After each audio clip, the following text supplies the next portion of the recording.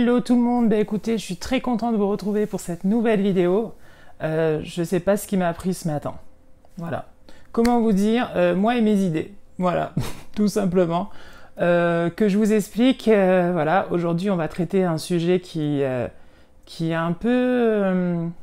comment dire qui me tient à cœur forcément, et en plus de ça, voilà, c'était pas du tout prévu cette vidéo, en tout cas pas tout de suite, et puis pas maintenant, mais on va dire que ce matin, j'ai eu la bonne idée de regarder un film, et du coup, je voulais vraiment, voilà, en parler, parce que mine de rien, ça m'a marqué, ça m'a touché, et sur cette chaîne, on partage un peu tout, et donc du coup, bah, c'est pour ça. Donc voilà. On y va, c'est parti. Vous allez tout savoir. Allez.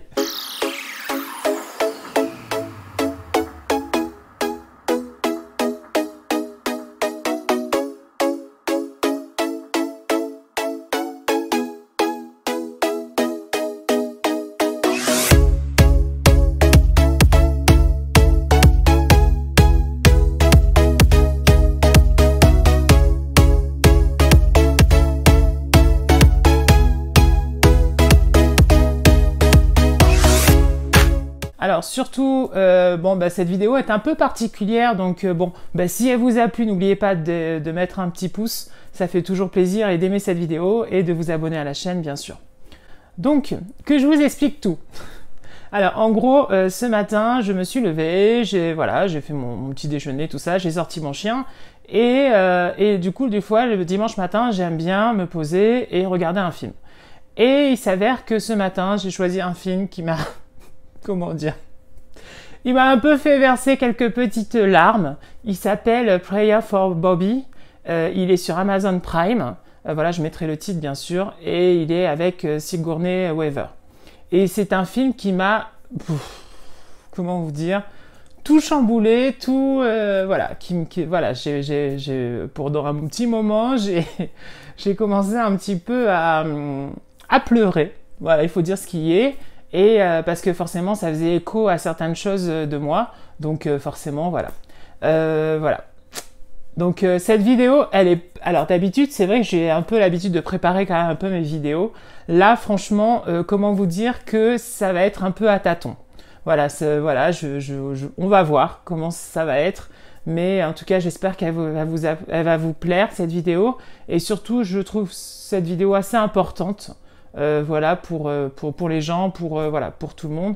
Et à partir de ce film-là, pour aborder ce sujet, ben, franchement, je trouve ça bien. Donc, en gros, l'histoire de ce film, Prayer for Bobby, c'est une mère, donc très catholique, voilà, qui a des convictions et tout, et donc voilà, qui est très dans la religion. Et ben, son deuxième fils, est gay. Et donc du coup, bah, c'est pas évident pour elle parce que justement, elle est confrontée à la Bible qui dit que bah, pour elle, voilà, c'est pas bien, voilà, ça va aller en enfer, tout ça. Et en même temps, elle a son fils quand même qu'elle aime, voilà. Et bon, bah, malheureusement, ça finit mal pour son fils parce qu'il se suicide à la fin. Et elle, voilà, c'est un parcours qu'elle va avoir avec elle-même et ses convictions et sa religion.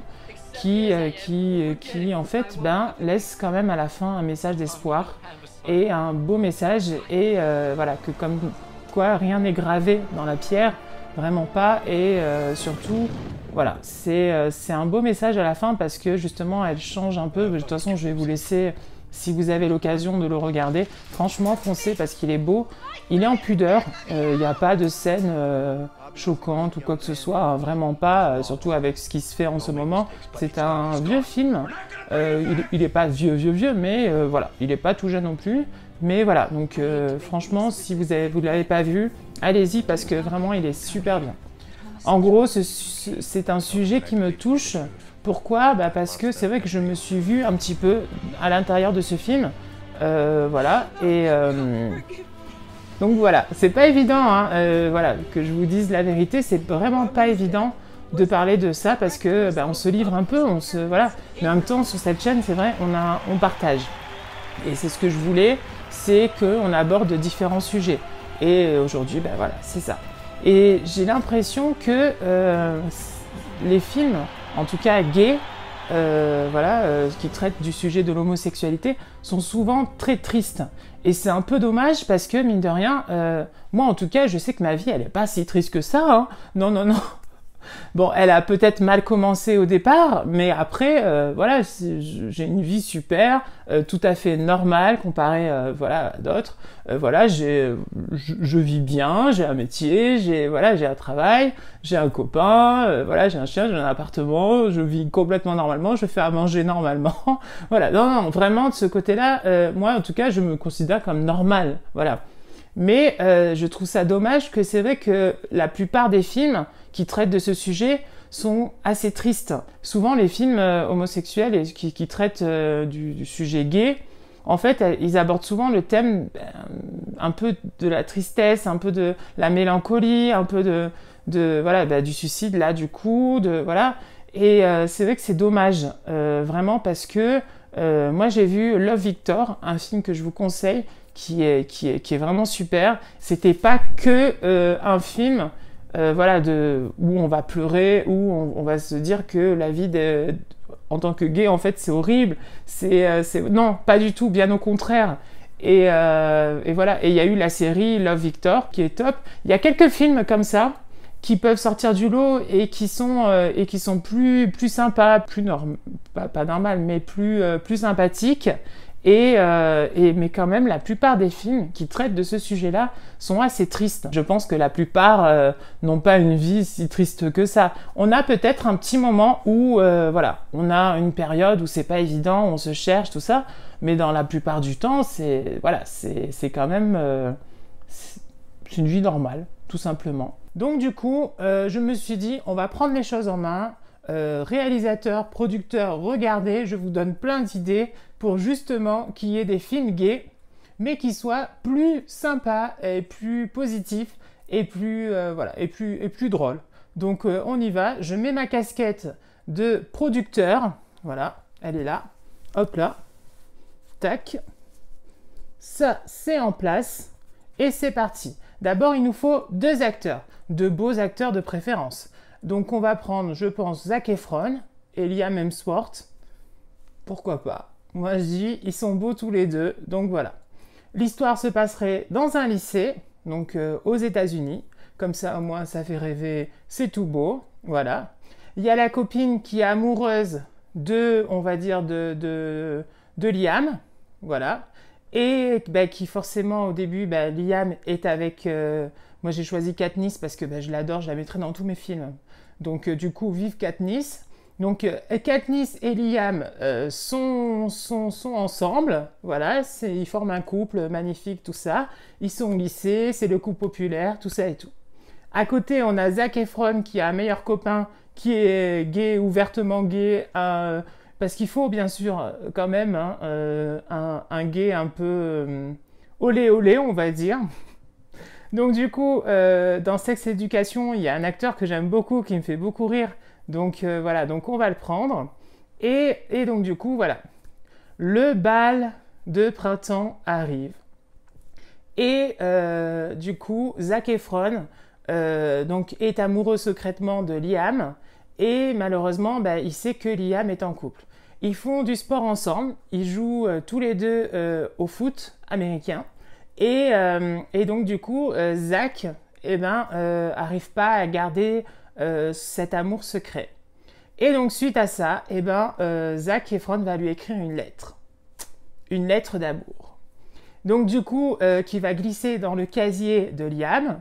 Et donc du coup, Liam, qui lui en fait finalement n'est pas si hétéro que ça, parce que voilà, par rapport au lycée, tout ça, par rapport à sa vie, par rapport à sa famille, voilà, il montre que voilà, il est un hétéro sportif, tout ça et tout, donc le cliché, on va dire.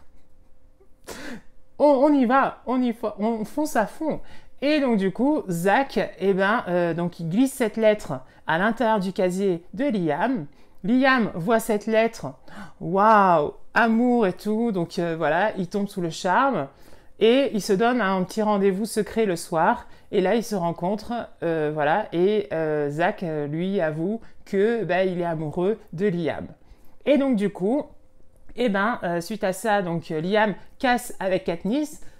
au revoir Katniss, désolé, et bienvenue à Liam et Zach qui forment le couple, et ils arrivent au bal de printemps ensemble, voilà, et ils dansent, et ils s'aiment, et voilà.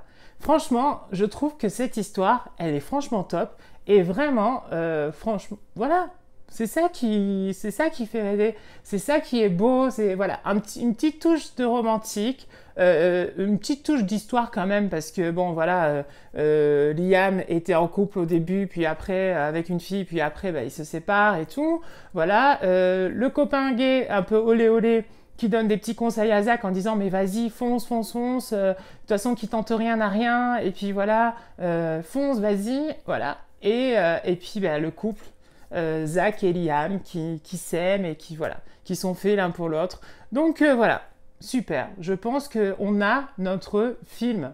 Donc on a notre sujet. Voilà, faites ça, faites des films comme ça. Franchement, ça fait rêver, ça fait voilà, c'est sympa.